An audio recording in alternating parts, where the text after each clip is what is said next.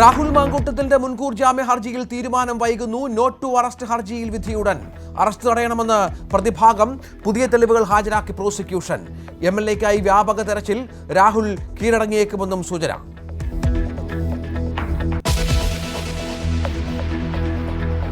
രാഹുലിനെതിരായ നടപടിയിൽ കോൺഗ്രസ് തീരുമാനം നീളുന്നു. ഹൈക്കമാൻഡ് നിർദ്ദേശിച്ചാൽ ഉടൻ നടപടിയെന്ന് സണ്ണി ജോസഫ്. സംരക്ഷിച്ചാൽ പാർട്ടി വലിയ വില കൊടുക്കേണ്ടി വരുമെന്ന് രാജ്മോഹൻ ഉണ്ണിത്താൻ. ഇയാളെ സംരക്ഷിച്ചാൽ കോൺഗ്രസിന് കനത്ത വില കൊടുക്കേണ്ടി വരും. പറഞ്ഞു മനസ്സിലായില്ലേ? ഇത് ഒരു മഞ്ഞുമലയുടെ അറ്റം മാത്രമാണ്. ഇനി ഒരുപാട് കാര്യങ്ങളുണ്ട്. രാഹുലിനെതിരെ വിമർശന കവിതയുമായി ടി സിദ്ദിഖിന്റെ ഭാര്യ.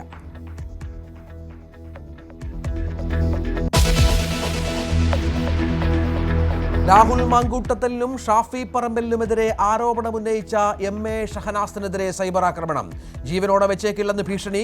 സംസ്കാര സാഹിതിയുടെ വാട്സ്ആപ്പ് ഗ്രൂപ്പിൽ നിന്ന് പുറത്താക്കി.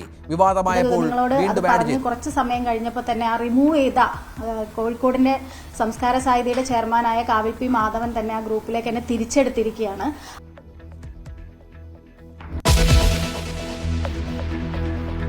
ദ്വാരപാലക ശില്പപാളി കേസിലും എ പത്മകുമാറിനെ പ്രതിയേർത്തു. റിമാൻഡ് കാലാവധി നീട്ടി.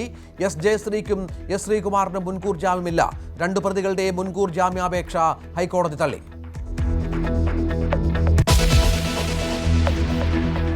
വ്ളാഡിമിർ പുടിൻ ഇന്ത്യയിലേക്ക് വൈകുന്നേരം പ്രധാനമന്ത്രിയുടെ അത്താഴവിരുന്നിൽ പങ്കെടുക്കും. നിർണായക മോദി പുടിൻ കൂടിക്കാഴ്ച നാളെ. ഉഭയകക്ഷി ബന്ധം ശക്തിപ്പെടുത്തുന്നത് ചർച്ചയാകും.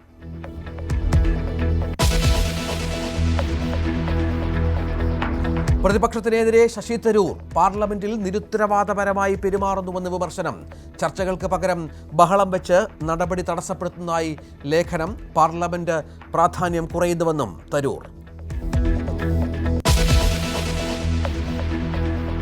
വിമാന സർവീസുകൾ കൂട്ടത്തോടെ റദ്ദാക്കി ഇൻഡിഗോ. അന്വേഷണം പ്രഖ്യാപിച്ച സിവിൽ ഏവിയേഷൻ. റദ്ദാക്കിയത് 100-ലേറെ സർവീസുകൾ. ദുരിതത്തിലായി യാത്രക്കാർ.